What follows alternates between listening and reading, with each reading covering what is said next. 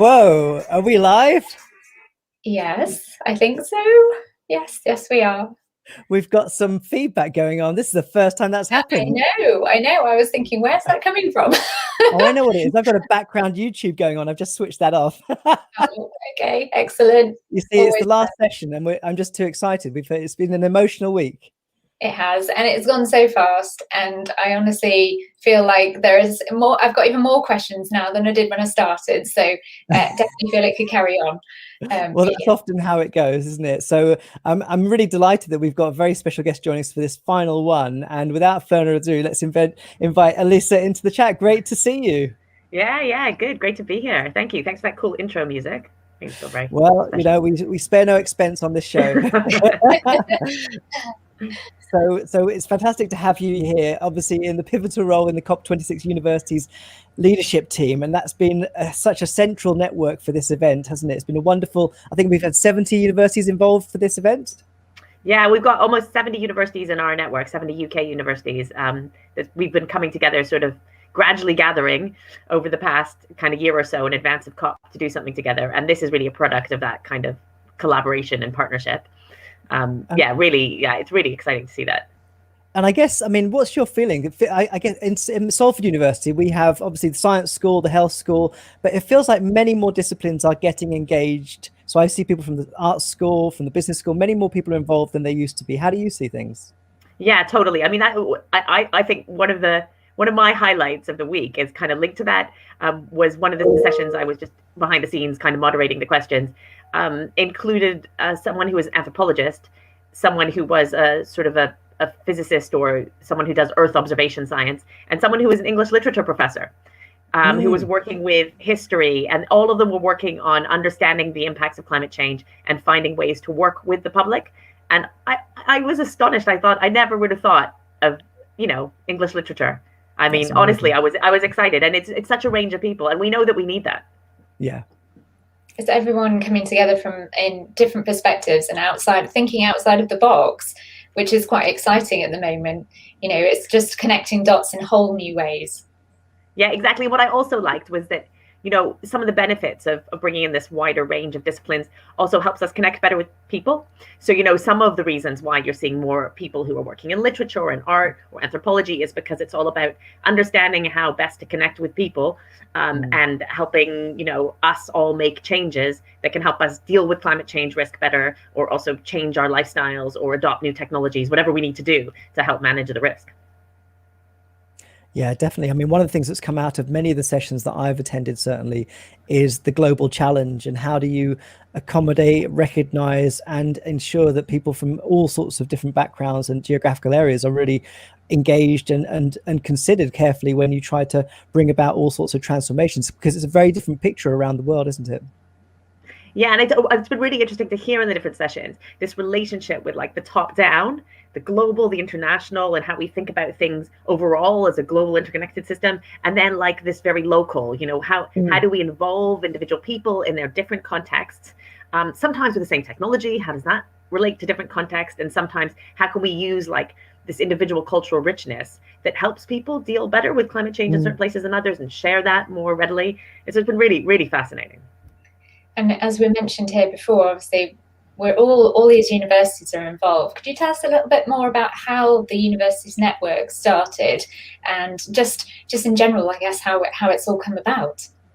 Yeah, so it was all just really just that's the idea, right? A few universities. I mean, a lot of people, as you've seen from this week, there's a really wide range of people across disciplines working on climate change, but there wasn't really a way for those people beyond the small sort of narrow groups of people who work together on the same disciplines to work together. And about a year and a half ago, so I work at the Grantham Institute for Climate Change and the Environment at Imperial College in London. So I'm lucky because I work at a dedicated climate change related institute at a university. Not every university has that. So a few of us who work at institutes like that across the country, the UK, got together when we heard an inkling, we heard rumors that the UK might host the COP26 presidency. And we were like, well, if that's going to happen, we really want to make sure that all of the academic expertise that we know exists in the UK is somehow there to support the UK doing a good job of the presidency, and maybe even pushing them to do more than they might want to have otherwise done, and also encouraging them to use this moment of being a very visible president of this activity to also do more in the UK. So it was just a few of us getting together, and we thought, well, we obviously want there to be as many universities as possible in this. Let's just start getting the word out. So we basically did. We said, okay, we've got this network. Let's figure out what is it that we can do. What is it that universities are also best placed to do to offer that kind of support. And so the ideas just emerged from there, and it sort of snowballed. And then people just started getting in touch, saying they wanted to be involved, and we started some voluntary groups that were doing different activities. And one of the activities that was on that list was this virtual expo, which was an idea that Cambridge University had always had. And then we sort of joined that up with this growing network to make this a bigger event than I think anyone ever imagined it would be.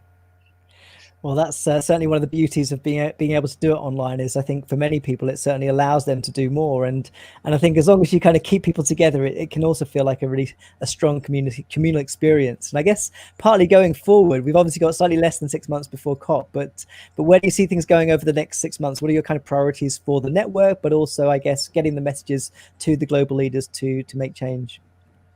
Yeah, so I guess one of the things that we want to do off the back of the expo is pull together what some of the messages were that we heard, some of the really interesting ideas and the concepts that we think got traction, and try and make sure that we're sharing those effectively with negotiators, and also with the people that we're really plugged into in the presidency group, some of them who will have attended this week, obviously.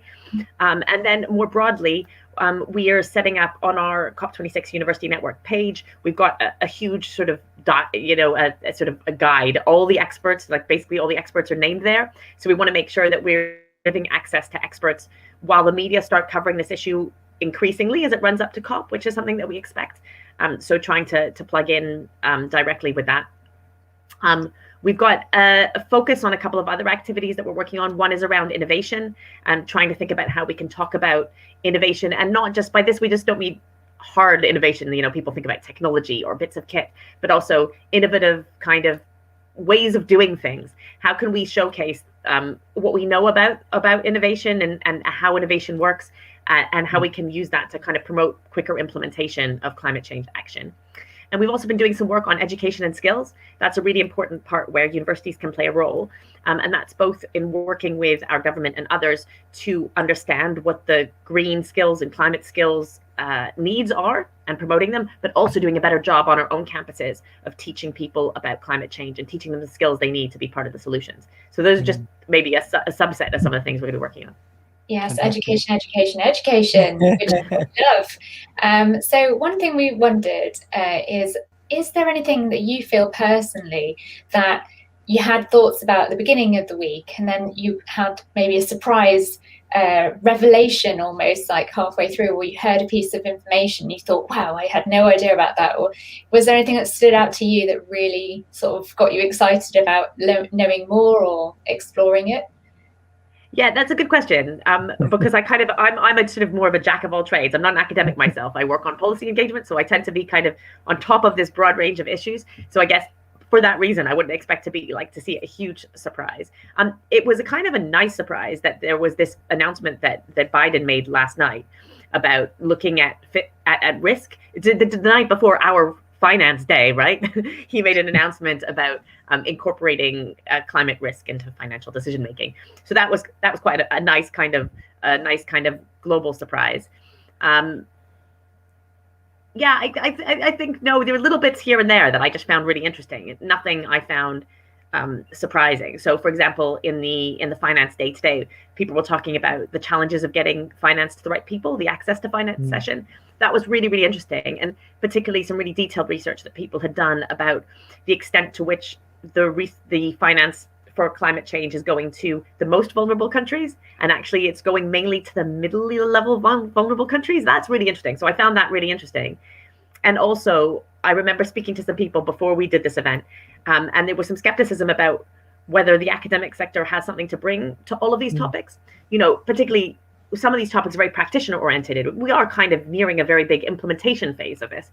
But it was really interesting today, particularly, let's say, on the Finance Day, where we know that lots of banks are ramping up their engagement, including central banks and the private sector, to see that this level of rigorous analysis that the academic sector can provide, like the example I just told you about, is really, really valuable. Because without someone taking the time to unpick all of that data, then you can kind of obfuscate, right? You could say, no, actually, overall, that finance is going to some less well-off countries. But then when you look at it closely, you can say, oh, actually, it's not really very good to see that very little adaptation finance goes to sub-Saharan Africa. That's like clearly bad. So it's interesting to see, and that was the point of this. We got the strap line, the fusion of science and policy, right? That actually you need to keep going back to that analytical base. That independent analytical base can continue to push and question and help steer the ship in the right direction. Definitely. And I think that with this event, I've certainly noticed it's compelled many people to think more carefully about their sort of impact and how their research connects with policy, because it's not, for many academics, an obvious thing to find a way into, and some may even be standoffish about it. So I think that certainly the COP itself, but also this event, has been a fantastic way for people to think about how they engage with the policy concerns and the people that are involved with making policy too. And I guess we had Dan on yesterday Dan Parsons talking about the pathway to COP26. And I suppose, what are the sort of hopes you have for this year? If you would sort of say a couple of sort of key things you'd hope were achieved this year, what would they be? Yeah, I really hope that when we get to sort of COP26, everyone's taking seriously the agenda at hand. There's been a lot of discussions, of course, quite rightly so, about the challenges of the process, right? Because there's been big discussions right now about whether all the countries can send their delegations in person. Well, will there be proper opportunity for quality negotiations that is equitable for everybody? And that's not to say it was perfect before, by the way. So it's not like status quo was ideal, but just trying to do it differently disrupts that, and it changes this balance. So, process has been an issue. Resources is obviously a big issue for countries. So what I'm hopeful about primarily is that people can still continue to adopt an ambitious approach and use these challenges as a platform for doing things even better. And therefore, we know, there's some concrete objectives we want, tightening those emissions reductions objectives and confirming global finance and also adaptation goals. But for me, it's about maintaining momentum, maintaining, global commitment in the face of what's a difficult time. And then, like we spoke about on the first day of the expo, which is about green recovery, embracing green recovery, embracing, what we showed with this expo, that the things we've learned about how to do things virtually, we can use it to help us. And then figuring out where the gaps are, where doesn't it work? And let's plug those gaps. So that's what I'm hopeful for. Yeah. Do you know what's been really great? And I have some lovely feedback for you, actually, as a student, but also because I went to a lot of the student sessions over the week. The feedback has been that everybody who did breakout sessions during those events was saying, oh, I wish we had more time to talk about this, because we need to talk about this.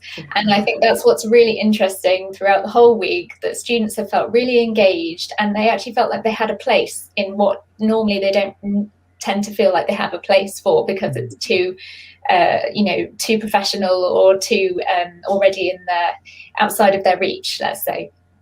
So that's really nice to hear, because we really wanted with this event to try and make sure that it was accessible to people throughout their academic career and their experience.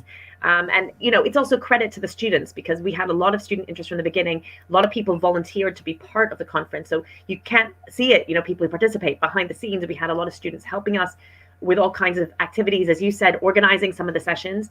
And we were really delighted when we opened people's applications to apply to have poster sessions, which is, one of these traditional academic conference things you do. 75% were from early career researchers. So that's what we wanted. We wanted to make sure that we used this different platform and way of doing things to kind of balance things out. So really nice to have that feedback. Super. So what do you think? We might be stealing this question from Andy now. That's okay. What do you think the legacy of this network is going to be? Now we are coming to the last day. Yeah, well, that's, it's funny because, before we did the conference, when you're running up to something, and I was by far not the person working hardest on this, the people doing the nitty gritty organization were to the wall. Someone mentioned, oh yeah, when you do this next year, and I was like, what? Are you serious? But now, of course, it being nearly Friday afternoon, I'm thinking, how could we not think about taking some of the success and thinking about how we use it in the future? So not clear what we'll do exactly with the expo itself yet, but certainly, as I said, we'll be using the outputs for further conversations. And we have every intention for the COP26 Universities Network, that network, to morph into a sort of climate universities UK network and maybe expand internationally, just because we've experienced such passion of such a wide range of academics and such a desire to take their evidence through to making change, that we're not going to lose that in a hurry. Yeah, and speaking of legacy, I think one of the big things for us this week has been the launch of the Act Now film campaign, which has been out there now for people to see over the week across our lives. And we always finish with the promo trailer for it, and it's a great way for those students that have been present to get involved and to share their voices in a film that will be shown during COP26 in November. So thanks so much for being here, Alyssa. It's been fantastic to have you here with us on our last session and to be a part of this amazing event. So good luck for the final session. I'm sure it'll go really well, but thanks again and good to see you. Yeah, thank you both. Take care. Bye-bye. Bye. Thanks. Bye. In November 2021, the UK will host the 26th UN Climate Change Conference of the Parties in Glasgow, also known as COP26. The COP26 summit will bring together international government negotiators, decision makers, and policy makers to discuss how they should accelerate action towards stopping climate change.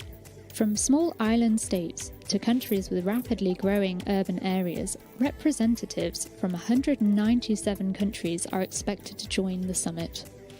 We, the young people living across the planet, have the opportunity to tell these decision makers why stopping climate change is important to us, the future generations, and everyone's voice matters. So we're making a film, all of us. Please tell us what matters most and we'll bring your perspective into the frame. Tell us what is important to you and how leaders can change so that they can lead the change we want to see in our world. If you're 18 to 30 years old, submit your video on Twitter, Instagram, or Weibo of up to 2 minutes in high definition using the hashtag #ActNowFilm. Your video submission should include the following points: your first name and country, why is climate change important to you, what do you think is the most important change that needs to be addressed in climate change, are you a part of any group or organization? If so, where is it and what does it do? What pledge will you take to address climate change? And what would you most like to say to the global decision makers at COP? For more details, please follow on Instagram, Twitter, or Weibo, where you will find everything you need. Here's your chance to show the negotiators what action you are already taking and what action you'd like them to take.